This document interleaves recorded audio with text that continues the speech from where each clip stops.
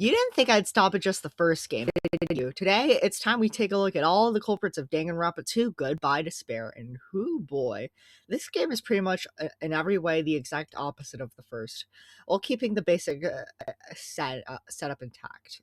This time, instead of a claustrophobic, rundown school, the main setting is a relaxing, refreshing resort that, for a second, will make you forget that this is a killing game.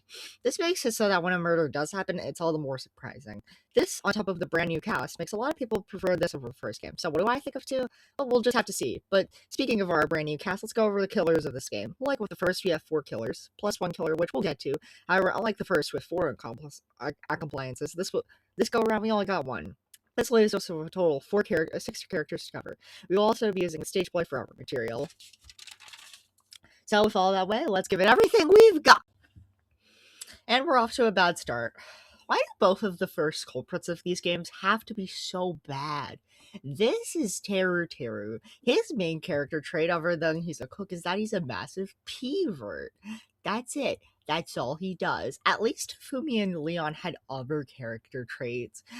Then, when Nagito's being crazy, instead of telling the others like a normal person, he decides to try to kill him like an idiot. The only redeeming quality to him is that he's a mama's boy. Anyway, so you might be wondering who I prefer between Leon and Teru. I will come back to you on that. Anyway, after. Anyway, next up is everyone's favorite swordsman, Peko Yama. And yeah, she's pretty cool. Like with Mondo, she's got a very understandable reason to murder, being to obey Fuyuhiko.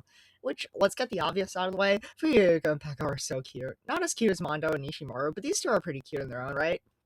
The thing about Peko, though, is that she's more or less used for development for Fuyuhiko than her own character. Still, I like her a lot. She's obviously very smart, managing to pull off one of the more complicated murders. I'll give her C tier. Anyway, speaking of her compliance, yeah, Fuyuhiko is probably one of the best characters from 2. Even if he's not a good villain, he's one of the best arcs, period. I briefly touched this in the last segment, but his relationship with Peko is so cute, and her death being the driving force for him to change is so good.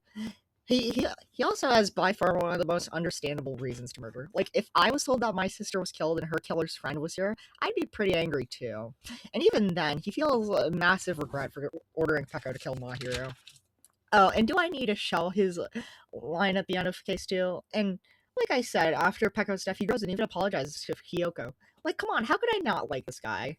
I also love his bromance with Hajime. Again, it's not Mondo, it's Kiyosako, but man, they're so cute. And while he's not a villain per se, Fuyuhiko is a very well-written character. One deserving of a very, very high B tier. Who's next? Oh.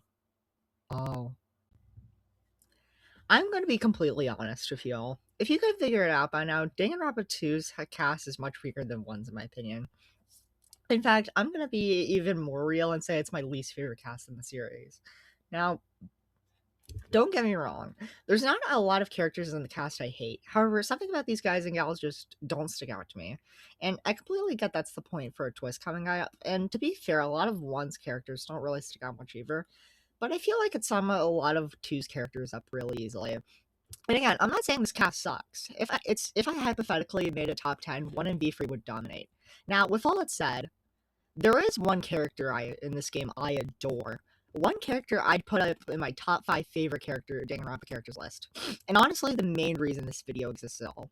I am referring to, of course, Mikan Sameki. Look, I know this is the most biased take ever, but hear me out for like 10 minutes because my feelings of this girl have been bottled up for way too long. Now, at first glance, Mikan is as simple gets. She is a shy, clumsy nurse girl, easy to get as ABC. She also gets bullied by Hiyoko.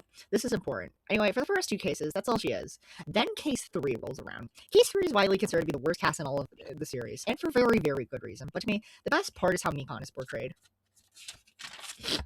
You see, the motive is that one of the students gets their memories back for the past years, and who gets them back but Mikan. Now, based on what I've told you about Mikan, you'd think she'd try to talk everyone, but no. Instead, she kills Ibuki and her bully Hiyoko.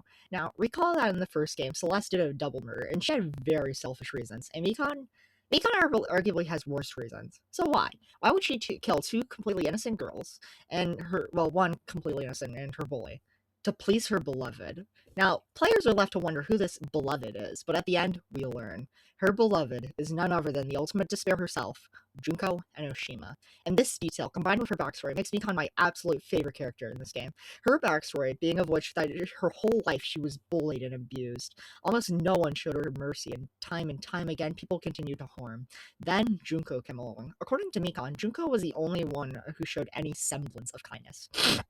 Now, as we all know, Junko is pretty much a monster in every way.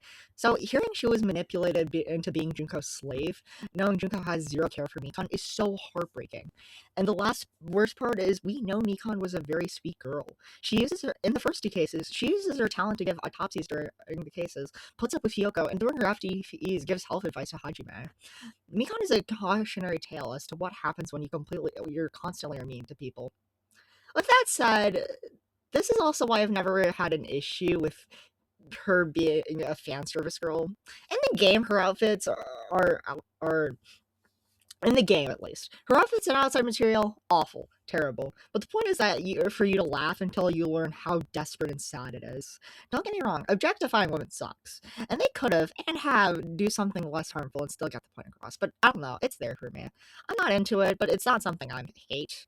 Anyway, I haven't even yapped about my favorite part of Mikan yet, her design. Holy moly, this is peak character design. Her main colors are white and purple. White is the color of purity. Now, at first glance, the white is just she's a nurse. It's to see blood and to be distinct for help. But I believe it's something else. If you've ever seen pictures of angels or gods, they heavily associate with white. And what's Junko's main color? Black.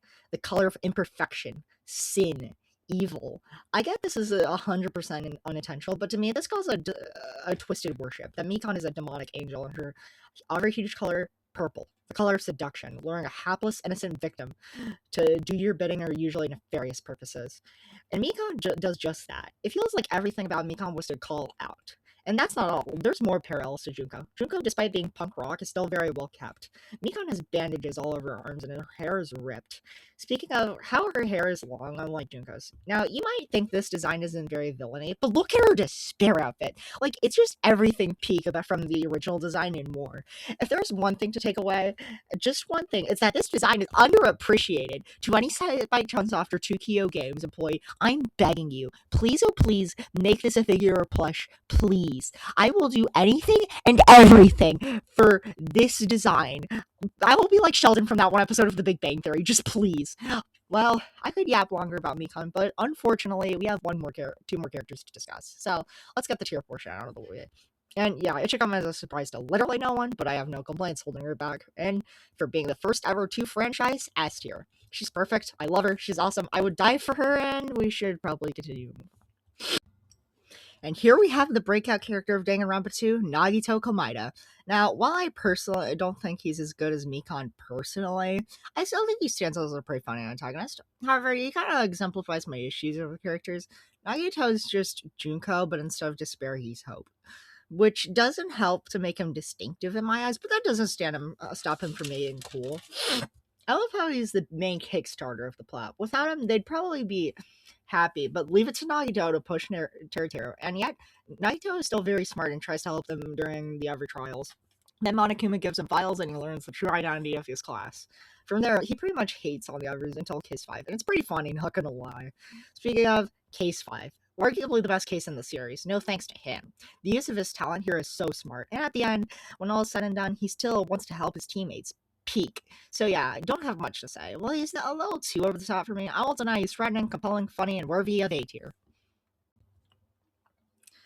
Okay, so to start off this last segment, Junko Enoshima is one of my favorite villains of all time. Her design, her personality, her goals, all of it helps to make a memorable, distinct, and fun villain. I have very mixed feelings on Alter Ego Junko. On the one hand, nothing about her is mischaracterized, nothing feels out of touch. She still feels like the same old Junko Enoshima from Trigger Happy Havoc. But on the other hand, I feel like this would have been a great chance to give someone else the Mastermind mantle. The main twist of this game is that the characters we've been following this whole time were all followers or worshippers of Junko Enoshima, and were rehabilitated by the main protagonist of the first game, Makoto Naegi. Now, that sounds like a great setup for a new Mastermind, doesn't it? Someone who still wishes to follow in their master's footsteps in the best way possible by starting the second killing game. And to give credit where it's due, They do kinda. It is revealed that Hajime was the one who put a Junko in before he had the 2-year memory wipe, but once it's revealed Junko is still the big bad and Hajime is completely upset about it, I was hoping for something like Nikon, but taken to the umpteenth degree. Someone so dedicated to Junko, they'd start the second killing him and work alongside Junko. Besides from that, I also take issue in her goals and defeat. In the first game, Junko has one of the best goals I've ever seen a villain have. It's not rule the world or destroy it, it's to make everyone as bored as her and cause mass despair, which she succeeds at. In 2, it's fairly generic and a simple turn everyone into me plot. I mean, yes, the plot itself does make sense for her to have, and she's very narcissistic, but one of my favorite things about Junko was how distinctive she was. And as for her defeat, she's upset about it. In Danganronpa, Junko losing is a huge win for her because she gets to feel the despair she loves feeling. And I get it. Doing the same thing twice is counteractive, but it still feels out of character. So, with all my criticism, you say, well, isn't the point that she's an AI replica? And yes, she is. So, it makes sense everything about her isn't perfect one-to-one. But then, why bring her back then? Alter Ego Junko is such a nothing character and a missed opportunity to give someone else a spotlight. If you're wondering, this doesn't ruin my opinion on original Junko, but for Alter Ego Junko, she goes in D tier. Her personality is fun, but other than that, a very pointless and waste of a character. And there we have it, another end. So what do I think of Danganronpa 2? If you can tell, I'm mixed on the roster. Although it's not like, it's got like 4 or 5 of the best characters in the series, everyone else is meh. As for everything else, good music, best narrative in the series, okay atmosphere, worth your time, but the first is better. Anyway, thanks for watching. I'm not sure I'll be making more Danganronpa vids, but I appreciate the support. See you next time.